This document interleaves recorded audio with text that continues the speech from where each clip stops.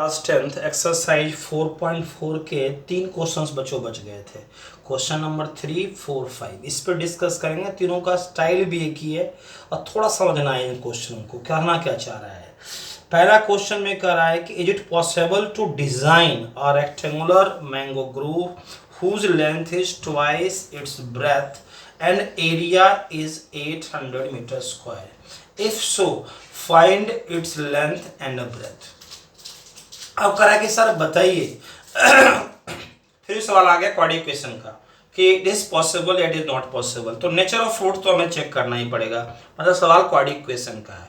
पहले हम quadratic equation बनाएंगे और उसका नेचर ऑफ रूट्स निकालेंगे और अगर उस पॉसिबल है तो उसका एक्स निकालेंगे, मतलब रूट्स को सॉल्व करेंगे, क्वाड्रेटिक इक्वेशन को सॉल्व करेंगे, लेंथ ऑफ ब्रेथ निकल जाएगा। तो मतलब कहानी first question find the nature of the roots of the following quadratic equation if the real roots exist find them. Same ही क्वेश्चन है, क्वेश्चन नंबर 3 और क्वेश्चन नंबर फर्स्ट में कोई सिमिलरिटी नहीं है, जो स्टेटमेंट सेम है। Find the nature of the roots of the quadratic equation जो बनेगा quadratic equation, and if the real root exist, अगर रियल रूट एग्जिस्ट होता है तो फाइंड देम। चलिए अब is it possible to design a rectangular mango grove whose length is twice its breadth? Length जो है ब्रेथ का ट्वाइस है, तो let breadth is equal to x और length is equal to 2x। Length sir जो है twice है breadth का दुगना है लेंथ, तो and area is 800 metre square. अब एरिया ऑफ रेक्टेंगल जो है वो है सर 800 मीटर स्क्वायर। तो एरिया ऑफ रेक्टेंगल का जो फॉर्मूला होता है वो होता है लेंथ इनटू ब्रेथ। तो एरिया ऑफ रेक्टेंगल सर हमारा है 800, लेंथ हमारा है x और ब्रेथ हमारा है 2x। तो हमारा आ गया sir 800 is equal to 2x square. अब 2x square minus 800 is equal to 0। अब 2 हमने कॉमन ले लिया यहाँ पे सर, तो क्या हो x square minus 400 is equal to 0। तो x square minus 400 is equal to हो गया सर 0/2 इज इक्वल टू 0। अब सवाल उठता है कि सर इसका नेचर ऑफ रूट्स कैसा है। तो a इज इक्वल टू 1 क्यों? कोफिशिएंट ऑफ एक्स स्क्वायर हमारा सर a होगा और कोफिशिएंट ऑफ x हमारा b होगा, लेकिन कोफिशिएंट ऑफ x है ही नहीं यहाँ पे x नहीं है, तो x जो नहीं है वो उसकी वैल्यू 0 हो जाएगी और हमारा सर कांस्टेंट वैल्यू हमारा हो गया सर -400।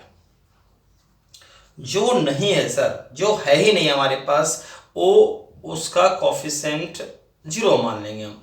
x नहीं है, इसे हमारा अपन कंडीशन की ax square plus bx plus c is equal to 0।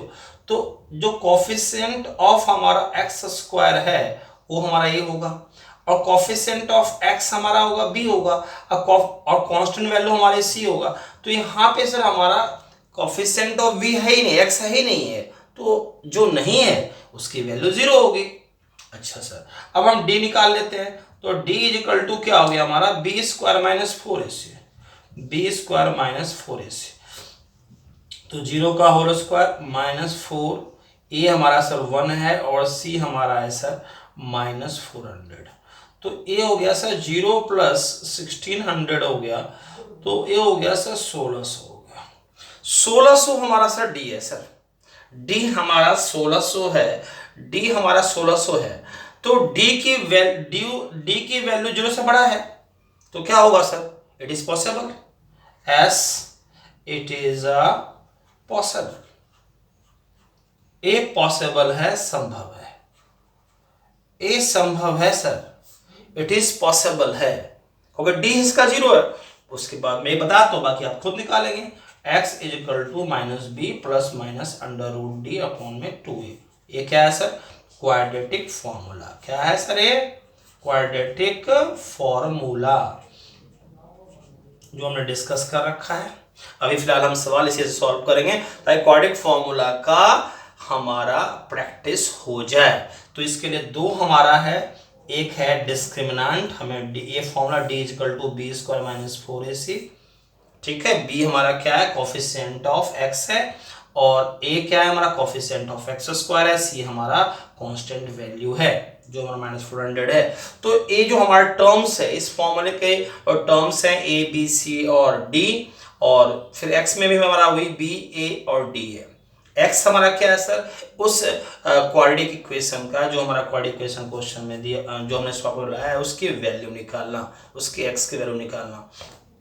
तो यहाँ पे सर दो है, प्लस और माइनस है, तो एक बार वैल्यू हम प्लस में डाल देंगे, एक बार वैल्यू हम माइनस में डाल देंगे। तो हमारा क्या हुआ sir, x equal to minus B की वैल्यू हमारी कितनी है सर, b की वैल्यू 0 है, प्लस हमारा d की वैल्यू कितनी है सर, d की वैल्यू हमारी कितनी है 1600 d की वैल्यू है, और अपॉन में 2a, a की वैल्यू कितनी हमारी है 1। एक बार प्लस में ले लिया, एक बार सर माइनस में ले लेंगे, एक बार प्लस हो गया और एक बार सर क्या हो गया, माइनस हो गया, ठीक है। तो ये हो गया सर -0 और प्लस 400 2, और ये -0 और माइनस हो गया 400 अपॉन में 2, ये हो गया सर 400 अपॉन में 2, और ये हो गया सर आपका -400 अपॉन में 2। तो ये हो गया सर आपका 200, ये हो गया 200, एक वैल्यू आया सर आपका 200 और एक वैल्यू आई -200। तो x की वैल्यू जो है कभी भी 0 से छोटा नहीं होगा, क्योंकि x की वैल्यू कभी भी 0 से छोटा नहीं होगा, इसीलिए ये होगा नेगलेक्ट। इसको नेगलेक्ट कर दिया, हम उसी वैल्यू को लेंगे जो कि 0 से बड़ा है, ठीक है सर। तो x हमारा हो गया 200, तो x अगर हमारा 200 हो गया सर, तो हमारा लेंथ हो, ब्रेथ हो गया 200 मीटर, और लेंथ हो गया हमारा 2x, मतलब 2 × 200, तो हो गया 400 मीटर। ये इसकी खूबसूरती है सर, ये आपको ध्यान रखना पड़ेगा, ठीक है। एवरीथिंग इज ओके, कोई परेशानी तो नहीं है ना। एक क्वेश्चन जो है हम यहाँ पे सॉल्व कर देते हैं तो मजा आ जाएगा आपको। क्वेश्चन नंबर 4 यहाँ ले लेते हैं, स्पेस है ही है। तो क्वेश्चन नंबर 4 जो क्या कह रहा है सर, कि the sum of the ages of 2 friend, 2 friend का जो एज का सम है वो 20 है। और तो इसमें हम let the present age of, let the present age of first friend जो है सर, फर्स्ट फ्रेंड का जो है हमने मान लिया x ईयर्स। तो present age of second friend को सर हम क्या लेट करेंगे सर, क्या लेट करेंगे हम 20 - x। क्यों, दोनों फ्रेंड का जो एज है वह उसका सम 20 है। तो एक को मैंने अगर x मान लिया, एक को हमने अगर x मान लिया, तो दूसरा हमारा हो जाएगा 20 - x हो जाएगा। दूसरा क्या हो जाएगा 20 - x ईयर्स हो जाएगा। ऐसा क्यों बताया था आपको कि अगर सम, अगर दो का सम है, दोनों का सम है 20 के बराबर एज है, अगर एक को हमने x माना है तो x, फर्स्ट को हमने फर्स्ट फ्रेंड को x माना है, तो सेकंड फर्स्ट को मान लो आया 6 ईयर्स एज हो गया, तो सेकंड का कितना होगा, जो 20 से बचेगा 20 - 6 14 हो जाएगा, ठीक है। तो हमेशा अगर सम दिया हुआ है, अगर एक को x मानते हैं तो जस्ट जो सम का नंबर है उसको उसमें से माइनस कर दीजिए, तो सेकंड फ्रेंड का एज कंसीडर हो जाएगा, ठीक है सर। अब क्वेश्चन क्या कह रहा है कि 4 years ago the product of their ages, 4 years ago the product of their ages in year was 48। क्या क्वेश्चन कहा, the sum of the ages of 2 friends is 20 years, 4 years ago the product of their ages in 48, in year was 48, is the following situation possible। अगर यह situation संभव है, जहां पे question is the following situations possible, तो आ गया find the nature of roots. Complement इसका है, इसी स्टेटमेंट्स का एक दूसरा रूप हमारा है find the nature of the roots of the quadratic equation, और if the real roots exist find them. इसी का other language is the following situation possible if so determine their percentage.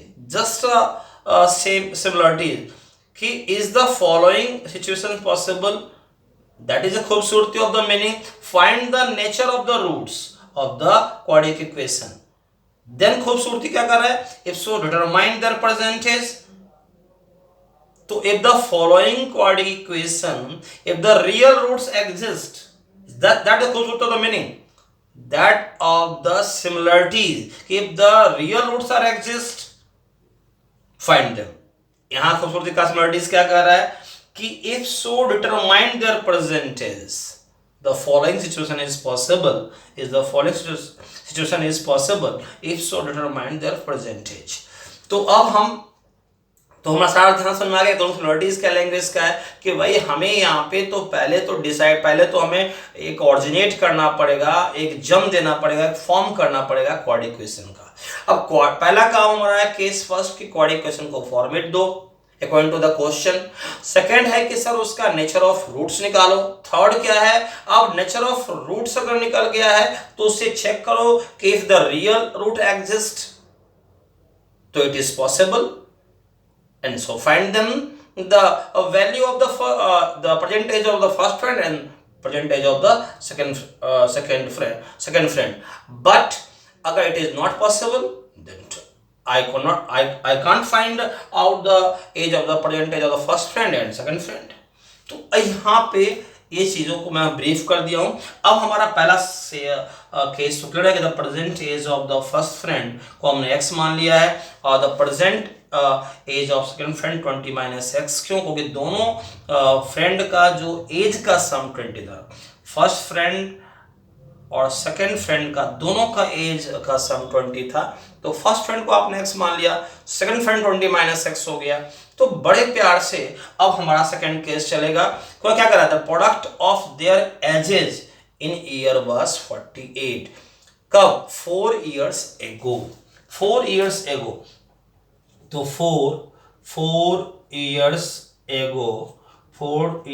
एगो age of first friend is equal to हमारा हो गया sir x minus 4 years ago age of second friend, ये हो गया sir 20 minus x minus 4, तो ये हो गया 16 माइनस एक्स, ये हो गया सर 16 माइनस एक्स। तो एक 4 साल पहले का जो एज हुआ, एक फ्रेंड का x माइनस 4 आया, एक का आ गया 60 माइनस एक्स। अब क्वेश्चन कर रहे थे इन दोनों का प्रोडक्ट, मतलब इन दोनों का सर 4 इयर्स पहले का एज का मल्टीप्लाई क्या है सर 48 के बराबर है, तो multiply 16x multiply minus x square multiply 64 और मल्टीप्लाई प्लस 4x 48। तो यहाँ पे सर आपका आ गया माइनस एक्स स्क्वायर 16x और 4x और प्लस 20x और माइनस 64, इसको इधर ले आई, minus 48 is equal to 0, minus x square plus 20x और 8 4 12 11। अब sir a equal to -1, b equal to 20 और c इक्वल टू -112। क्यों, a b c क्या है हमारा, कोफिशिएंट ऑफ a हमारा, कोफिशिएंट ऑफ एक्स स्क्वायर हमारा सर यहाँ कुछ नहीं है तो हम a मानेंगे, कोफिशिएंट ऑफ एक्स स्क्वायर हमारा a होता है, राइट, कोफिशिएंट ऑफ x हमारा b होता है और जो कांस्टेंट वैल्यू होता है सर हमारा वो c होता है। ABC का समझ में आ गया आपको। अब d का मतलब होता है डिस्क्रिमिनेंट, हम d निकालते हैं, d equal to B square minus 4ac अब b की वैल्यू सर आपकी 20 का होल स्क्वायर -4, a का मतलब -1, और c की वैल्यू है सर -112। तो ये हो गया 400 माइनस 123, 3 टाइम माइनस है, ऑड नंबर है, साइन माइनस का रह जाएगा। 112 मल्टीप्लाई 400 माइनस 448। अब सर यहाँ पे आंसर आया -48। डी जो है, डी की वैल्यू सर 0 से छोटा हो गया, क्योंकि डी की वैल्यू नेगेटिव में आई। डी की वैल्यू जहां नेगेटिव में आ जाएगा तो सर वह 0 से छोटा होगा। तो इसका सर हो गया sir it is not possible to find the present age of the first friend। कौन? it has no real roots, it has no real root। अब जब इसका रियल रूट्स नहीं है सर, तो अब यही आंसर आ जाएगा it is not possible, it is not possible. जो है it is possible, it is not possible, not possible to find out their ages. Clear हो गया सर? अब एक क्वेश्चन इसमें और बचा है, उसको भी हम कवर अप करते हैं अच्छी तरह से, ताकि आपको अच्छी तरह से समझ में आ जाए। Question number 5। Question number sir 5 क्या कह रहा है? ऐसे खूबसूरती क्वेश्चन का देखिए पहले क्या कह रहा है कि sir is it possible to design. फिर क्वेश्चन का मीनिंग सेम है, सिमिलरिटीज है से question of first, third, fourth, 5 का मीनिंग सेम है। अब इसमें डिस्कस नहीं करेंगे, अब हम क्वेश्चन पर डिस्कस करेंगे। इज इट पॉसिबल, तो समझ में आपको आ गया, to design a rectangular park of parameter. तो सर कह रहा है कि सर एक रेक्टेंगुलर पार्क है, एक रेक्टेंगुलर पार्क है सर, इसका पैरामीटर दे रखा है। तो पैरामीटर ऑफ रेक्टेंगल दे रखा है क्वेश्चन में सर, वो दे रखा है मेरे बच्चा 80 मीटर। अब यहाँ लेंथ को हमने मान लिया है सर x, और ब्रेथ को मान लिया हमने y, तो हमने लेट कर दिया सर। तो क्या आ जाएगा 2 ब्रैकेट में l plus B is equal to 80। हमने l को मान, लेंथ को माना x, ब्रेथ को माना y। ये सर फॉर्मूला है, पैरामीटर ऑफ रेक्टेंगल का फॉर्मूला है 2 ब्रैकेट में लेंथ प्लस ब्रेथ। तो x plus y is equal to 80 upon में 2, ये आ गया सर आपका 40। x प्लस वाई आ गया सर 40। ये आपको समझाना थोड़ा ब्रीफ किया वहां पे। अब क्वेश्चन में जो है सर, क्वेश्चन कर रहा है कि सर इसका एरिया जो है 400 है। अब सेकंड केस, ये तो केस फर्स्ट था, कंडीशन नंबर 1 था सर ये। अब कंडीशन नंबर हमारा जिसको हम केस 2 कह रहे हैं कि सर एरिया ऑफ रेक्टेंगल जो है सर, वो क्या कह रहा है सर कि 80 है सर। अब length into breadth, length into breadth formula है ना हमारा इसका, ये हो गया 80 सर। अब यहां पे हम थोड़ी सी बुद्धिमानी क्या करेंगे, आपको याद होगा कि हमने एक बताया था आपको, सब जो समझ आया था, सब समझ आया था, तो वो भी आप इस्तेमाल कर सकते हैं फ्रॉम फर्स्ट और सेकेंड, कि आपको तो सवाल को क्वाड्रेटिक इक्वेशन मूव करना है, तो सब्स्टिट्यूशन मेथड का यहाँ पे भरपूर उपयोग कर सकते हैं। अगर हम इससे इक्वेशन थर्ड निकाल लें तो y is equal to 40 minus X, equation third हो गया हमारा। और इक्वेशन थर्ड अगर फर्स्ट से ऑरिजिनेट हुआ है, फर्स्ट जन्म हुआ है, तो कहाँ पे इसकी वैल्यू सब्स्टिट्यूट कहाँ पे होगी? इक्वेशन नंबर सेकेंड में। तो आपका यहाँ पे सब्स्टिट्यूशन मेथड का भी खूबसूरती समझ में आपको आ जाएगा, और हमें बनाना है क्वाड्रेटिक इक्वेशन, आपकी जो खूबसूरती क्वाड्रेटिक इक्वेशन की वही बन जाएगी। तो यहाँ ये है कि आप पीछे के जो आपको सीख रहे हैं उसे हमेशा कंसर्न रखें, ताकि वो आपको आगे बढ़ने में मदद करेगा। और पीछे वाला कोई चीज़ अगर आप भूल जाएंगे तो सर वही लैकनेस हो जाएगा, वो आपको वहाँ पर स्टॉप कर देगा। छोटी सी चीज हो, किसी आपका बहुत बड़ा कोई जहाज है या कुछ भी है, लेकिन छोटा सा पार्ट तो उसका बहुत इंपॉर्टेंट है, अगर वो लूज हो गया, अगर वो क्रैक कर गया या टूट गया, तो आपको जब तक वो पार्ट आप वहाँ पे नहीं यूज करेंगे, वो उस नट को यूज नहीं करेंगे सर, आपका कई हजार करोड़ का हवाई जहाज है वो कुछ भी नहीं चलेगा, या सिर्फ है नहीं चलेगा। उसी तरह जो मैथ में अगर आपका पीछे का कोई बैकबोन है, बेशक छोटा ही क्यों नहीं है, लेकिन वो बैकबोन है उसको, तो आपको वहाँ पे लिंक करना पड़ेगा, ताकि वो लिंक करेंगे तभी उसका एक खूबसूरती बनेगा, इंपॉर्टेंस बनेगा और सवाल के मूवमेंट बनेगा। लेकिन अगर लिंक नहीं कर पा रहे हैं, लिंक नहीं कर पा रहे हैं, पीछे का आप भूल रहे हैं, तो आप उसको जो है खूबसूरती को खो देंगे और आपका सवाल रुक जाएगा। तो यहाँ पे जो है पीछे का जितने भी चीज़ें हैं, इसलिए बार बार प्रैक्टिस कीजिए। आप होमवर्क अच्छा करते हैं, ऐसे होमवर्क करते रहेंगे बार बार आप, तो आपकी प्रैक्टिस अच्छी रहेगी, और प्रैक्टिस अच्छी रहेगी तो आप लिंक रहेंगे, और लिंक रहेगा, रिमेंबर रहेगा, आपको नॉलेज रहेगा, आपका कंसेप्ट बिल्कुल क्लियर रहेगा, तो फाइन रहेंगे। तो आप तुरंत लिंक, जैसे हो गया फर्स्ट सेकंड क्वेश्चन बना, हमने फर्स्ट से थर्ड को जन्म दिया, और अब जो है बड़े प्यार से जो है substitute the value of y in equation second into form of ordinate of क्या क्वाड्रेटिक इक्वेशन। तो sir put the value of y in equation first, in equation second. तो सेकंड इक्वेशन सर आपका ये है, पहले आराम से लिख लीजिए। अब इस सेकंड इक्वेशन में y की वैल्यू को सर रख दीजिए बड़े प्यार से। तो सर आपने जब रखा इसको बड़े प्यार से, तो ये सर हुआ 40x minus x square is equal to 80, तो माइनस एक्स स्क्वायर अब प्लस 40x और माइनस 80 इजिकल टू 0। अब चेक कर लेते हैं यहाँ पे, a is equal to -1, b is equal to 40 और c इजिकल टू -80, तो d is equal to B square minus 4ac।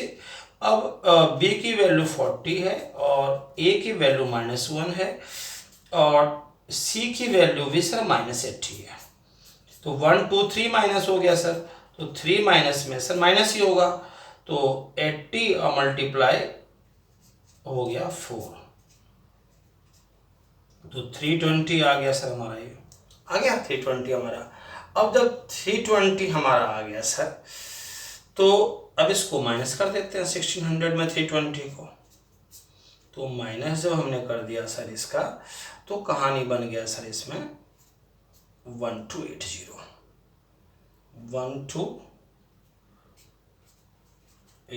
बन गया, जो d की वैल्यू 0 से बड़ी है। अब d की वैल्यू सर 0 से बड़ी है, तो आप आसानी से निकाल सकते हैं वैल्यू को, ठीक है ना। अब x निकाल लेंगे और उसके बाद इस बार सॉल्व कर लेंगे। तो इसमें क्या था, मैं एक बार दोबारा कंसिडर कर देता हूँ इसको। पैरामीटर हमारा 80 है, पैरामीटर इसका पैरामीटर इसकी 80 है हमारा, तो 2 लेंथ प्लस ब्रेथ आपका 80 X plus Y equal to 40 आ गया। उसके बाद सर इसका एरिया हमारा जो है सर 400 है। यहाँ पे एरिया हमने 80 ले रखा है, ये गलत हो रहा है। एरिया कितना है इसका सर, इसका एरिया है 400। हल्की सी वैल्यू मुझे डाउटफुल लग रही थी, एरिया 400 है सर, और दोनों जगह सर हमने ले लिया 80 400 एरिया है, एरिया 400 है सर,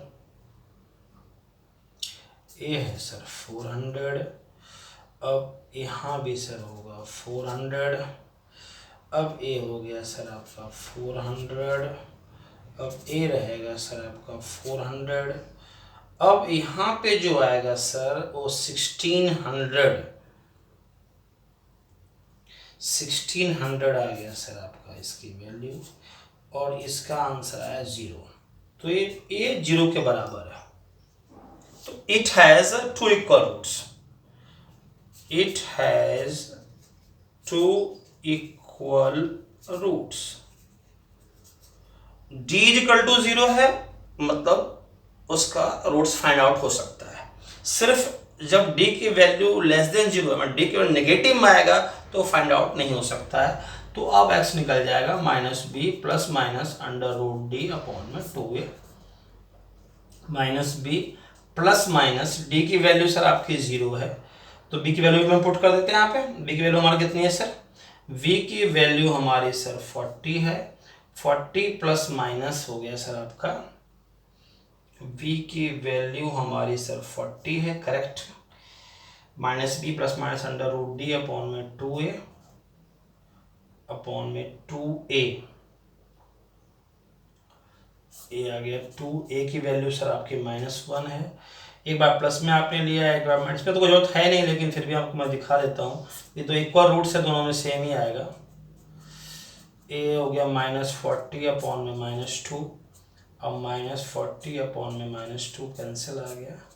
ये तो इक्वल रूट्स है तो बिल्कुल शो करेगा सर, दोनों का सेम ही वैल्यू शो करेगा, दोनों वैल्यू सेम शो करेगा। दोनों एक्स की वैल्यू सेम होगा तो इक्वल रूट्स है, तो कोई दोनों सेम ही सेम ले लीजिए आप। तो लेंथ आपका हो गया सर आपका, लेकिन लेंथ जिसको आपने एक्स माना था वो आपका हो गया 20 मीटर। अब एक किसी में वैल्यू पुट कर दीजिए, तो x की वैल्यू जो है आप थर्ड में रख दीजिए आप, तो आपका सेकंड निकल जाएगा आपका। तो पुट द वैल्यू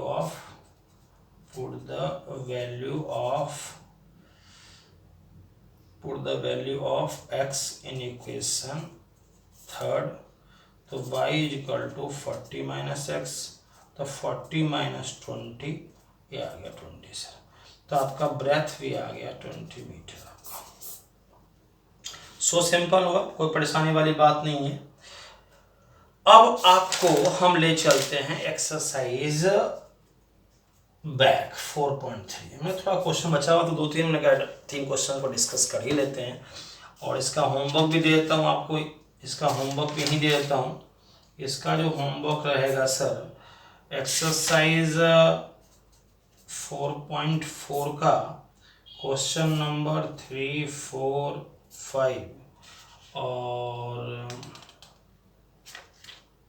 एग्जाम्पल जो है सर 16, 17, 18, एग्जाम्पल 16, 17 और 18, 6 क्वेश्चन का होमवर्क यहाँ पे है सर। अब हम क्वेश्चन नंबर 3 पे आएंगे सर। क्वेश्चन नंबर 3 क्या कह रहा है कि find the root, find the roots. Find the roots में क्या कर रहा है, पहला क्वेश्चन सर इसका x minus 1 upon x is equal to 3।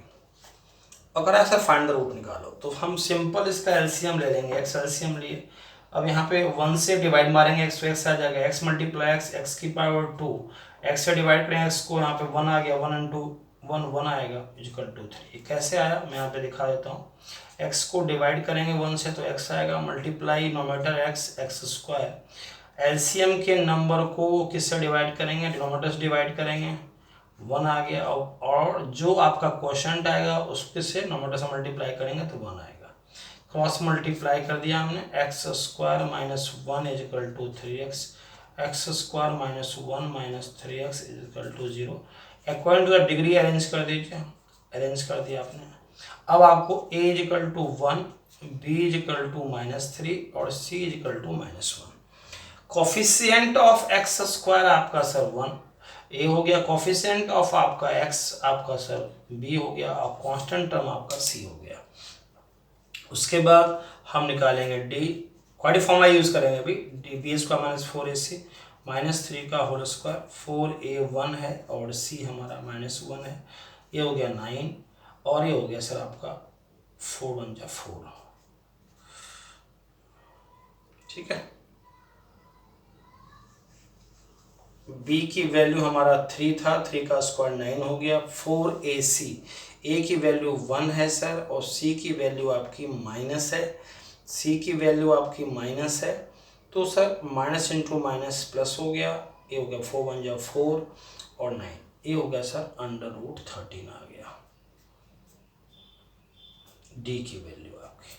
उसके बाद x निकाल लेंगे, रूट्स में इसका आंसर होगा, मैं चेक कर लेता हूँ वैसे भी। एक बार इसको 4.3 का थर्ड का फर्स्ट, 4.3 का थर्ड का फर्स्ट,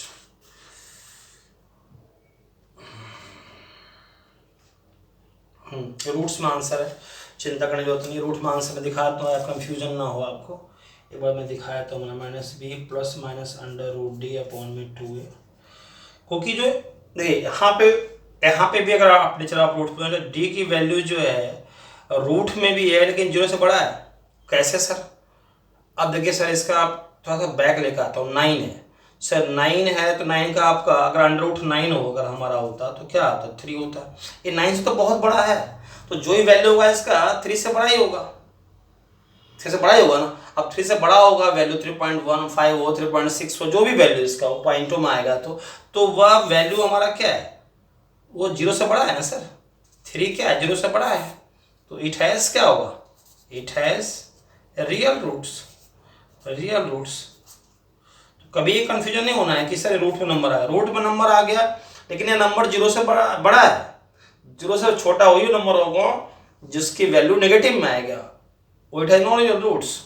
लेकिन रूट्स का नंबर कभी भी नेगेटिव में नहीं होता है कि रूट्स का नंबर नेगेटिव में आ गया, नहीं। हाँ, नेगेटिव रूट होगा तो नेगेटिव में आएगा उसका आंसर।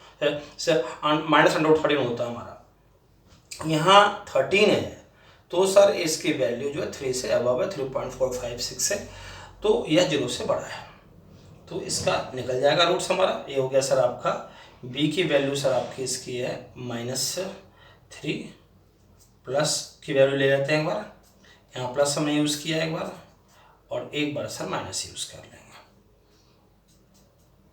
ये माइनस के लिए हमने कोई प्लस माइनस है ना हमारा, 13 और 2/1, ये हो गया 3√13/2, और यहाँ 3 माइनस है /2, ठीक है। अच्छा जी, सेकेंड क्वेश्चन का हल्का सा मैं यहीं पे ब्रीफ दे देता हूँ। सेकेंड क्वेश्चन का 1/x+4 और -1/x-7 = 11/13। सेम ही क्वेश्चन है। अब एलसीएम ले लीजिए, x+4 और x-7 एलसीएम आ गया, डिवाइड मारेंगे, यहाँ पे x-7 है, ओके कैंसिल हो गया, ये बच गया हमारा, इसे मल्टीप्लाई हुआ, यहाँ माइनस, एक से डिवाइड मारे, ये कैंसिल, ये बच गया हमारा, तो आगे साइन माइनस का है इसलिए इसे हमें ब्रैकेट में रखना पड़ेगा। x-7 minus x, minus sign minus का है, अंदर के साइन चेंज हो जाएंगे, यहाँ मल्टीप्लाई कर लीजिए, x² और -7x 4 से मल्टीप्लाई कीजिए, प्लस 4x - 28 = 11/30। अब ये आ गया सर, एक कैंसिल हो गया हमारा, -11/x² -7 + 4 -3x, डिफरेंट साइन में हमारा, डिफरेंट साइन में माइनस हो जाएगा और साइन पड़ेगा उसका, इसकी वैल्यू बड़ी है, -28 11/30, 11 से 11 कैंसिल हो गया हमारा सर, 1 आ गया, क्रॉस मल्टीप्लाई, x² - 3x - 28 = -30, ठीक है। x² - 3x - 20 इधर आगे हमारा क्या हो गया सर, +30 = 0, x² - 3x + 2 = 0। आगे सर आप क्वाड्रेटिक फार्मूला से पहले d निकालेंगे, d सॉल्व करके x निकालेंगे, ठीक है। सेम क्वेश्चन आपको होमवर्क में भी डाल देते हैं, क्वेश्चन नंबर आपका 4.